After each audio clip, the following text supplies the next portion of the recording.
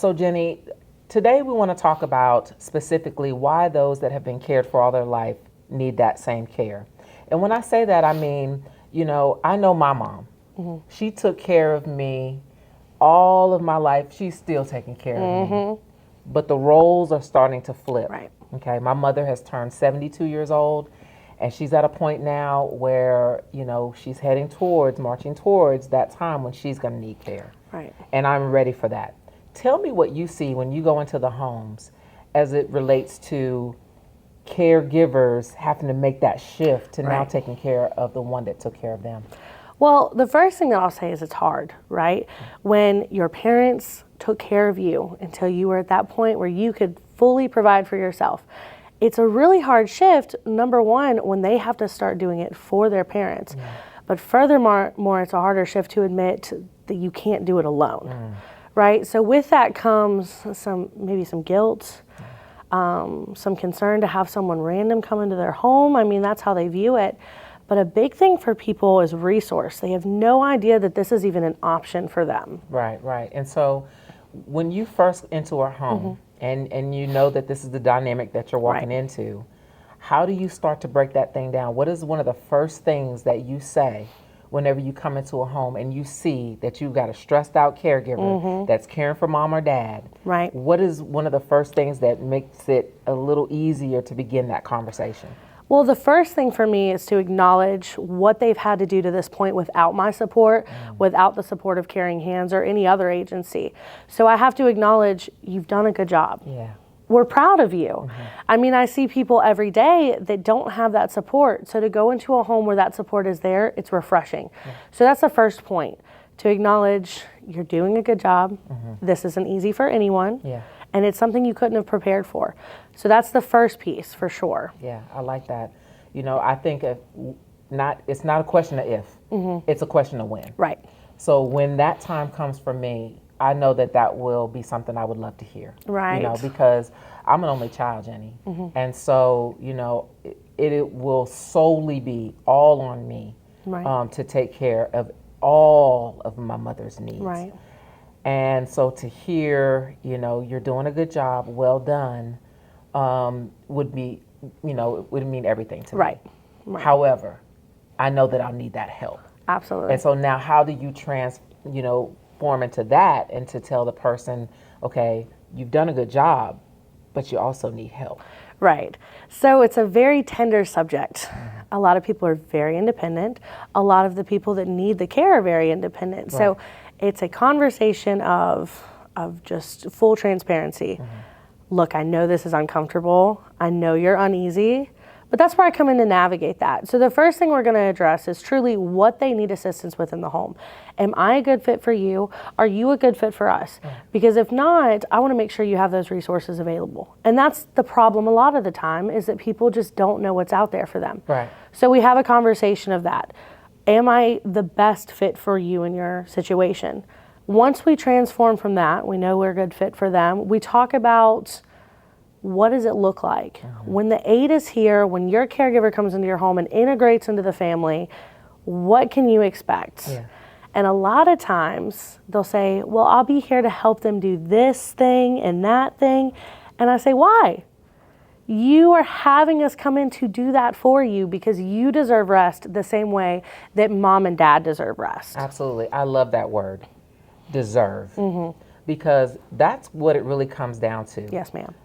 After have taken care of countless, not only your own kids, but it takes a village to raise children. It does. So usually when you're looking at a person that needs care, they've taken care of countless of people in their profession, whatever they've done to make a living all through their life. They have been mentors and guidance in so many different ways.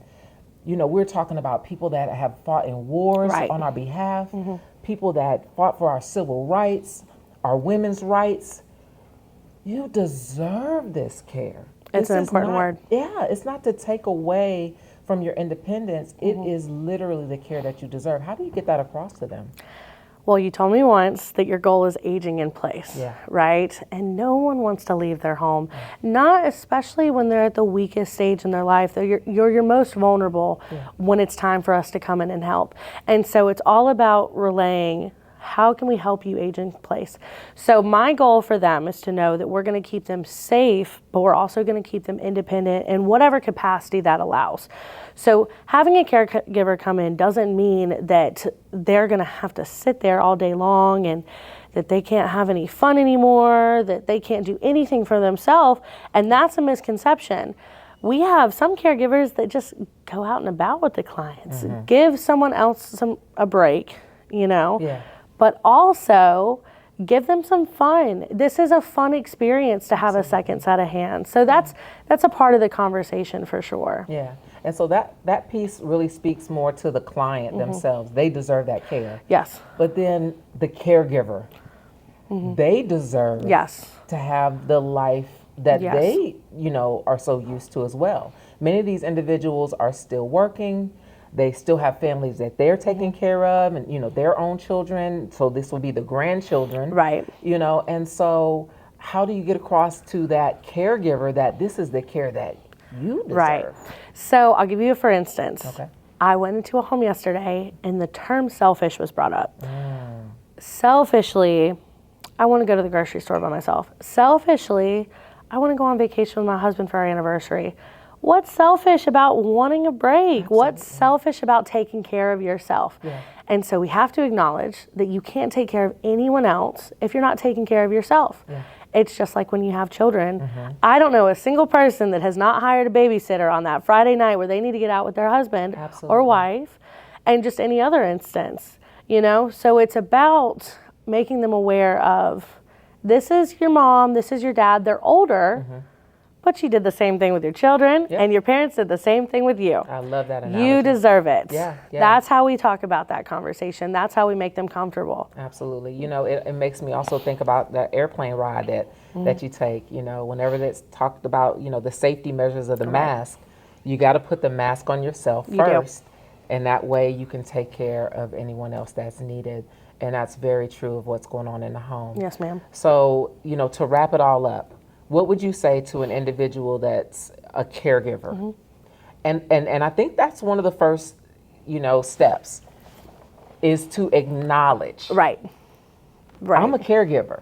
If you are taking care of any aspect of anyone else's life, you can go ahead and put that hat on as a caregiver. And so that first step, I'm a caregiver, and so what would you say to this caregiver who's taking care of mom and dad now, who says, should I get help in the home? Do I deserve help in the home? What do you say to them? I'll make it very clear. No matter what walk of life you are, no matter how long you've taken care of those people that you love, being a caregiver is hard. Yeah. It is so difficult, and there's something sacred about taking care of those that you love, no matter what you're doing. You deserve rest. You deserve peace. And what we do is bring in that peace of mind that everything's going to be okay when you do something small, like go to the grocery store, or when you do something big, like fly to the Bahamas. We are here to support you in every aspect of that. And if you need it, that is okay. Absolutely. I love that. Yes, ma'am. So the motto of the whole podcast that we just had is, make sure you take care of those who took care of you. Yes, ma'am. I love it.